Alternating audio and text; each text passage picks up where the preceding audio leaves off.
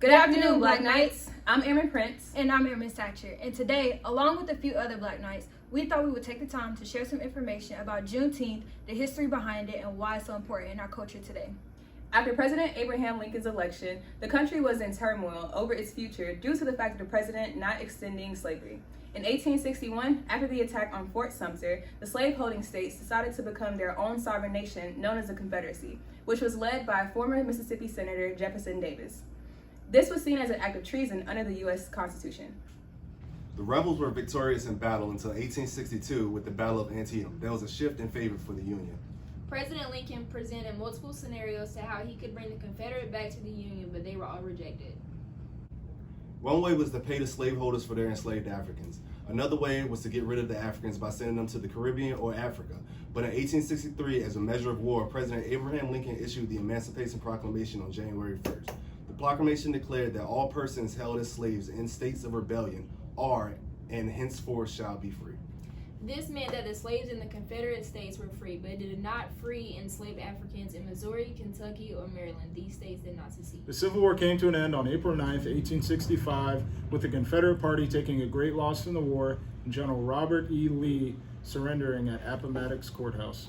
The leaders of the states Mississippi, Louisiana, and Texas also were hiding information from the slaves that they were actually free for about 2 years, and they went as far as killing the messengers who were sent to deliver the news. On June 19th, General Gordon Granger and the Union soldiers traveled to Galveston, Texas to share that there was an Emancipation Proclamation and the Civil War was over. General Order Number 3 was then put in place, stating that the people of Texas are informed that in accordance with the proclamation from the Executive of the United States, all in servitude are free. This involves an absolute equality of rights and rights of property between former masters and slaves, and the connection heretofore existing between them becomes that between employer and hired labor. Gatherings and large celebrations of Juneteenth began in Texas in 1866. In 1872, 4 African Americans by the names of Richard Allen, Reverend John Henry Jack Yates, Reverend Elias Dibble, and Richard Brock brought 10 acres of land for Juneteenth celebrations. The property was foreclosed due to financial issues, but in 1916, the city of Houston took ownership and turned it into a park named Emancipation Park. Due to segregation laws, Emancipation Park was the only park open to African Americans in Houston, Texas. Juneteenth, which is the month of June and the 19th day combined, was always celebrated by Black America, but became more prominent after the Poor People's March on Washington in 1968, which was led by Dr. Martin Luther King's lieutenants after Dr. King was assassinated.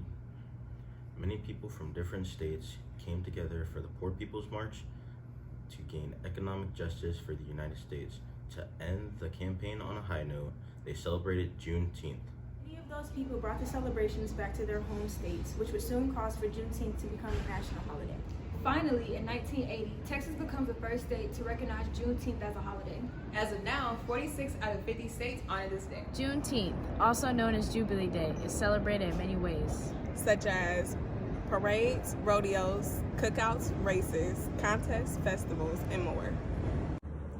A flag was also created to represent the history and the freedom of the American slaves.